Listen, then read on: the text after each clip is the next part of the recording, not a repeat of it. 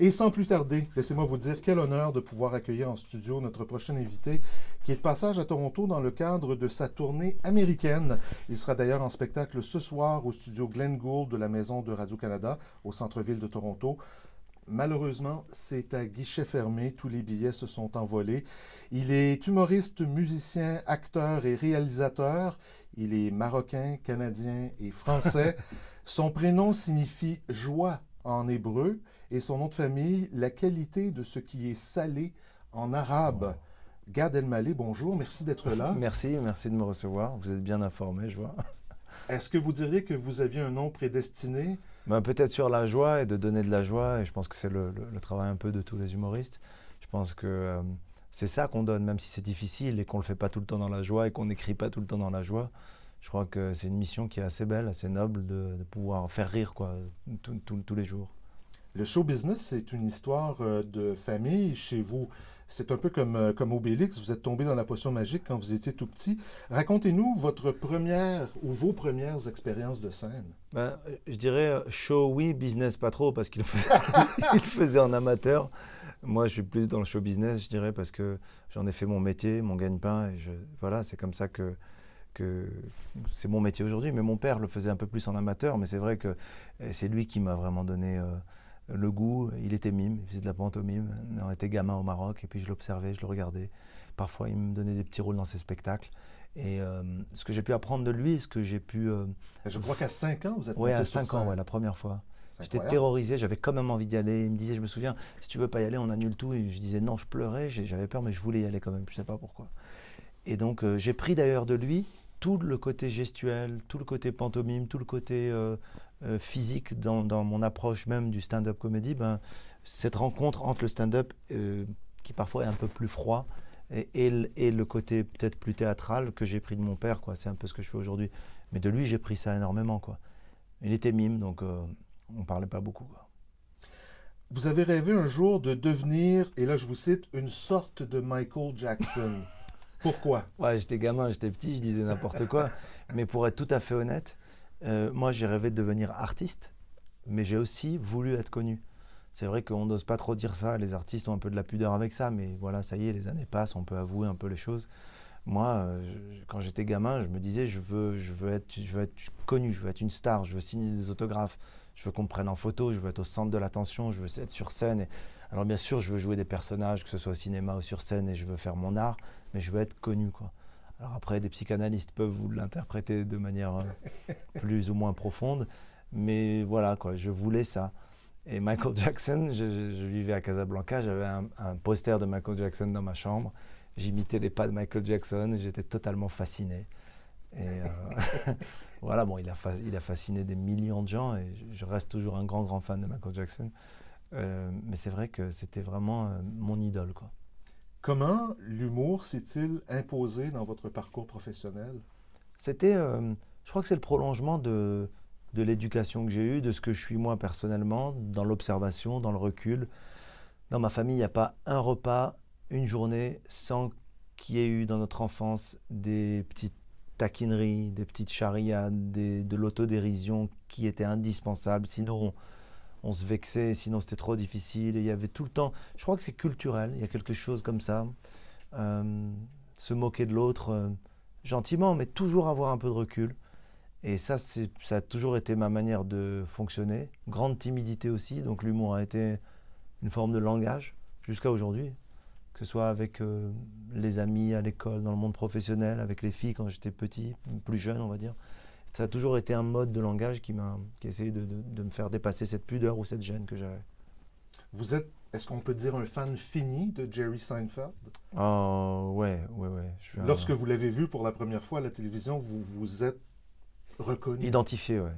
Ça peut paraître prétentieux, mais quand j'ai vu pour la première fois Jerry Seinfeld faire son spectacle de stand-up en anglais, j'ai dit, je comprends bien entendu ce qu'il dit, mais pas uniquement la langue, le langage, la philosophie, l'esprit, et je me sens totalement connecté à ce mec.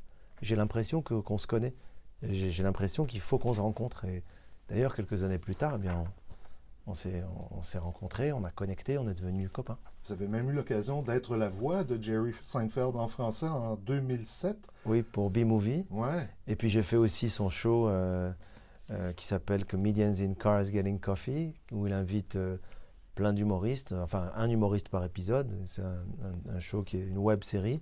Et où, comme il est fan de voitures, il vient avec une voiture qu'il pense correspondre à l'humoriste qu'il va interviewer.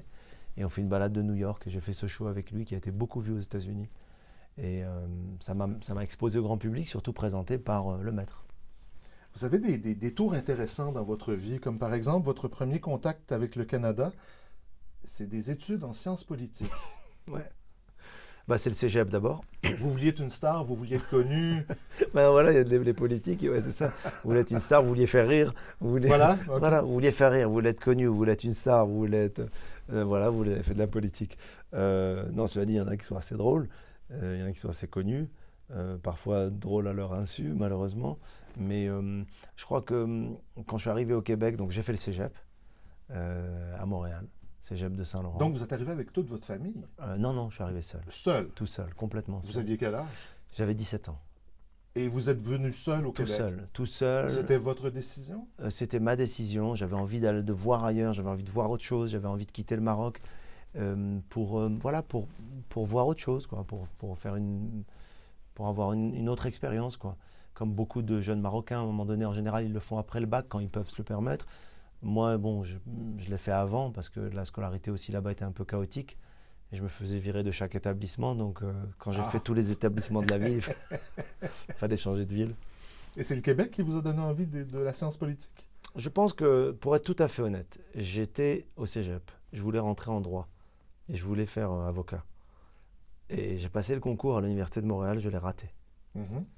Et comme beaucoup de gens qui ratent le concours, alors ils ne vont pas être contents, la fac de sciences politiques de l'U2M, s'ils m'entendent aujourd'hui, mais beaucoup d'étudiants qui sont en sciences politiques à l'Université de Montréal sont des gens, et ce n'est pas une moquerie, c'est une réalité, qui n'ont pas été acceptés dans d'autres facultés et qui font un petit transit en sciences politiques. Alors il y a des gens qui ont la vocation. Moi j'étais très intéressé par la politique, mais ce n'était pas ma vocation première, ce n'était pas ce que j'avais envie de faire. Mais c'était par dépit, quoi, parce que je n'étais pas accepté en droit. Et en fait, pendant cette année de sciences politiques, je commence à aller voir les humoristes, je vais dans les cabarets, je vais dans les clubs, je vais voir les jeunes humoristes et je me dis, bon, allez, c'est pas pour toi, quoi. Et je dis, j'ai envie de devenir humoriste, faire une école de théâtre, j'ai envie de devenir acteur. Et là, je suis parti en France faire le cours Florent. Et vous êtes devenu une superstar, adulé par des dizaines, des centaines de milliers de personnes. Voilà. Voilà. Et vous choisissez d'amorcer à cette étape-ci de votre carrière un virage vers le monde anglophone, aux États-Unis en particulier. Oui. Enfin, aux États-Unis, au Canada, en Angleterre. Oui, effectivement, ça c'est une anecdote intéressante parce que vous avez donné des représentations, c'était... Est-ce que c'était au Stade de France? Non. Je n'ai pas l'information sur les... Non, au Palais des Sports. Oui, au Palais des Sports. Avec combien de milliers de personnes? Avec tous les soirs 5000 personnes pendant 2 mois. Et le lendemain, en Angleterre? 60 personnes. Et vous, Pas 60 personnes, 60 Anglais. Ah bon? De Londres. Dans un article du New York Times, vous comparez un peu cette démarche avec une relation amoureuse. Ouais. Vous dites que c'est comme tomber en amour avec une femme. Non, c'est plutôt comme si une femme tombait en amour avec moi, voilà, sans savoir que j'étais connu ou que j'avais de l'argent. Donc elle tomberait en amour vraiment pour des vraies raisons, et pour moi et pour ce que je suis profondément. Et quand un public qui ne me connaît pas, qui ne sait pas que je suis connu réellement, rit à mes blagues, j'ai l'impression qu'il rit à mes blagues parce que je suis drôle. Pas parce que j'ai du crédit, on va dire, en tant qu'homme populaire ou comme... Et c'est juste, pour moi, c'est un challenge, c'est un défi, c'est une manière de se remettre en question. Je suis tellement heureux de ce qui est arrivé pour moi en Europe, c'est magnifique, et je suis très reconnaissant du public français, marocain aussi. Mais aujourd'hui, j'ai besoin d'un nouveau défi, et donc je me challenge, quoi. C'est très très difficile, et je recommence tout à zéro. Mais ce qui est super excitant, c'est que j'ai hâte, quoi. Tous les soirs, j'ai envie d'aller sur scène comme il y a 20 ans en France. Et ça se passe comment, faire rire les gens en anglais? C'est difficile, c'est une autre mécanique, c'est une autre approche, c'est un autre rythme. Mais j'aime beaucoup ça, quoi. J'aime énormément ça. Et je pense que quand j'aurai terminé ce projet, je ferai dans une autre langue. Mais c'est différent. Vous avez découvert... Totalement. C'est ça, vous avez essayé, par exemple, de traduire certaines... Ça ne marche pas. Ça ne fonctionne pas. Il ne faut pas traduire, il faut inventer des choses pour le public anglophone. il y a quelques blagues qui sont universelles si elles sont fortement structurées.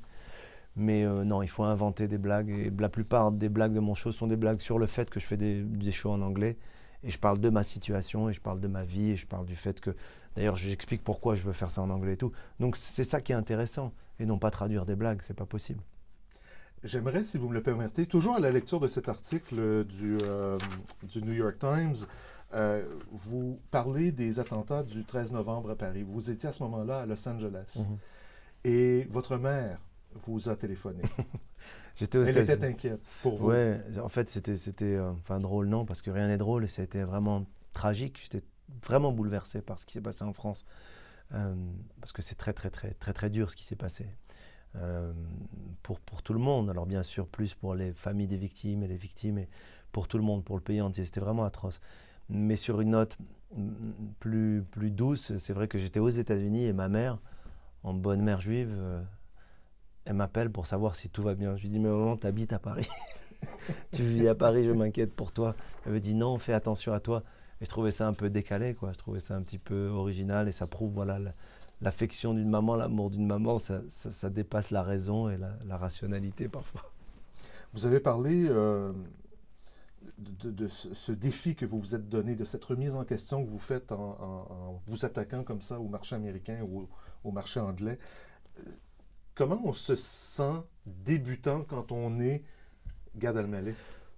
Ben, ça me fait du bien parce que moi, on va dire que mon ego, parce qu'on a tous un ego important, les artistes, je pense encore plus les hommes et les femmes qui vont seuls sur scène, il est satisfait, il est rempli par des belles choses que m'a donné le public en France depuis des années. Je suis vraiment reconnaissant de ça, je suis bien avec ça.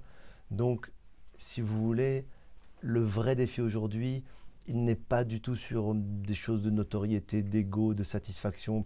Il est uniquement sur le travail pur de comique, d'écriture, d'être efficace. Mais vous ne pouvez pas savoir, à chaque fois que je fais une blague en anglais qu'elle marche, mais dans mon cœur, dans ma tête, c'est une explosion de bonheur. Je rentre à l'hôtel, je réécris. Je passe des nuits blanches en ce moment, je n'arrête pas de penser qu'à ça. Et mon projet, c'est dans un an avoir un vrai spectacle d'1 heure en anglais qui tienne la route à 100%. Puis après, on attaquera une autre langue, je ne sais pas laquelle. On n'a pas encore eu l'occasion de parler de votre carrière au cinéma parce que vous croyais avez de nombreuses Je carrières. croyais que vous alliez dire on n'a pas eu l'occasion de parler en anglais. Non, on ne fera pas ça à notre antenne. Mais tout ce que vous touchez semble vous réussir. Quand vous êtes passé au cinéma, vous avez travaillé avec de jeunes réalisateurs peu connus comme Steven Spielberg et Woody Allen, par exemple. Et Costa Gavras. Ouais. Voilà, des grands monsieur. Et ça a été des très, très, très belles expériences, très fortes. Avec Woody Allen, je me souviens d'un truc très, très fort sur le film de Woody Allen, Midnight in Paris. Il ne donne pas le scénario à ses acteurs ou alors aux rôles principaux seulement. Et donc, je n'avais pas le scénario. J'étais dans une voiture, je devais tourner. Il est venu me voir, il m'a dit, vous savez ce que vous devez faire? Je lui dis non. Il m'a dit, vous devez espionner le mec qui est là-bas. Je lui dis, mais comment? Il me dit, vous avez déjà espionné? Je lui dis non. Il me dit, faites ce que vous pensez qu'un espion fait quand il espionne. Surréaliste. Donc, je me mets à espionner un gars. Il me dit, c'est trop, c'est pas assez. Puis après, j'ai découvert le film. Mais ça a été une rencontre et pareil, c'est devenu une relation très belle avec Woody Allen. Et quand je vais à New York, je vais le voir. Quand il vient à Paris, il vient me voir. Et puis, voilà, c'est des vraies rencontres. Quelle est la prochaine étape? Qu'est-ce qui se passe pour vous après cette tournée là? Après cette tournée, je vais rentrer voir la famille. Là. J'en ai besoin. Est-ce que vous comptez revenir à Toronto éventuellement? Oui, pour faire des shows, bien sûr. J'ai fait un show en français il y a quelques mois. Ici? Oui, à Toronto. Oui. Et, à quel endroit? Il y a quelques mois, enfin il y a une année quand même. Ah. Il y a 1 an. Et mais c'était en français, dans une très grande salle. Et là, c'est en anglais. Et c'était complet encore une fois. Là, c'était fermé. Ouais, vraiment. Il faudrait revenir pour qu'on ait tous l'occasion Mais de avec vous plaisir, voir moi, et si de ça rire marche, avec si vous, ça marche bien ce soir, I'll be back. Gad Elmaleh, merci beaucoup Merci d'être passé nous infiniment. voir. Merci de m'avoir invité. À bientôt. À bientôt.